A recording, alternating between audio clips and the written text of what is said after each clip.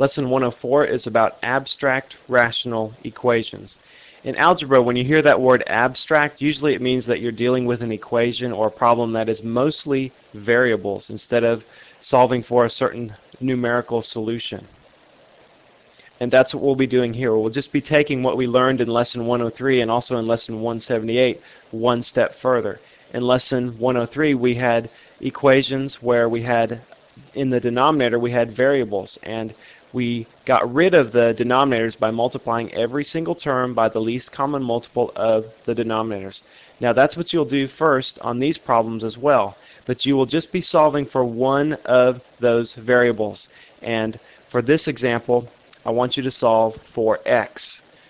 And so keep that in mind, and just like always, your goal will be to isolate that variable. I want you to isolate the x.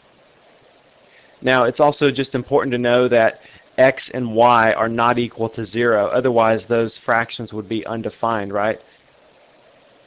So let's just apply what we know to solving rational equations to this abstract equation here. And we see that we would have a common denominator of x times y. That t on the right, we can just think of that as t over 1. And so we multiply every term by that common denominator, x times y. xy, xy, and xy. And so now we go back and we cancel everywhere that we can. And in the first term we'll cancel the x's, the second term the y's, and nothing in that third term. And so we have 2by plus ax equals txy.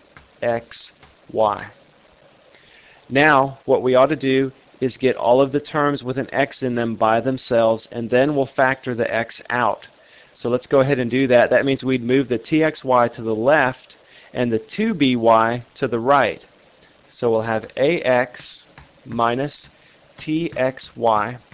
And we don't need to show the addition rule in doing all this, because by now on lesson 104 in Algebra 1, if you don't know how to do the addition rule in your head, then that's not a very good sign.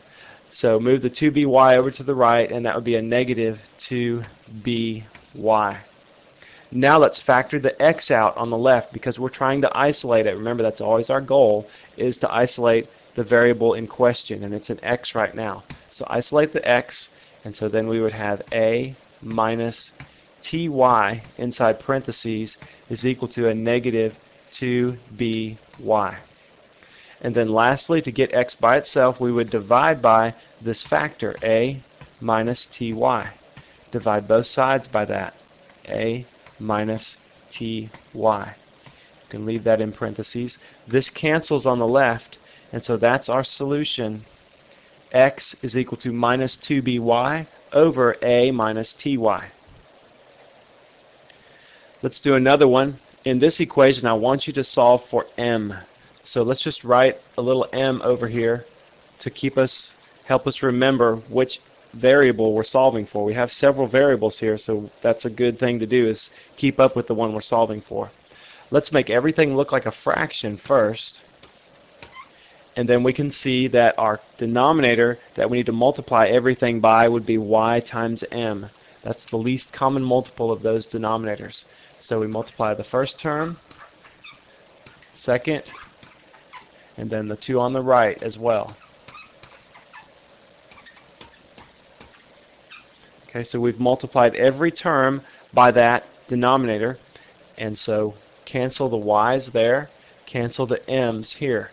Now let's go ahead and simplify this by multiplying out. 1 times m is m, plus tym is equal to 5y minus khm. Now we want to get all of the terms with an m in them on one side. That's our next step. After we get rid of the fraction, we get all the terms with an m in them on one side. M plus tym plus khm is equal to 5y. Factor the m out. M times 1 plus ty plus khy is equal to 5y. Now we divide through by that term or factor in the parentheses, and we would have m is equal to 5y all over 1 plus ty plus khy. That's our solution. So for these rational equations, just like all rational equations, when we're solving for an unknown value, we get rid of our fractions first by multiplying every term by the least common multiple of the denominators. Then once we have our fractions, once we're rid of our fractions, we factor out the variable that we're trying to solve for, then isolate it by using the division rule. Okay, well that's all for lesson 104.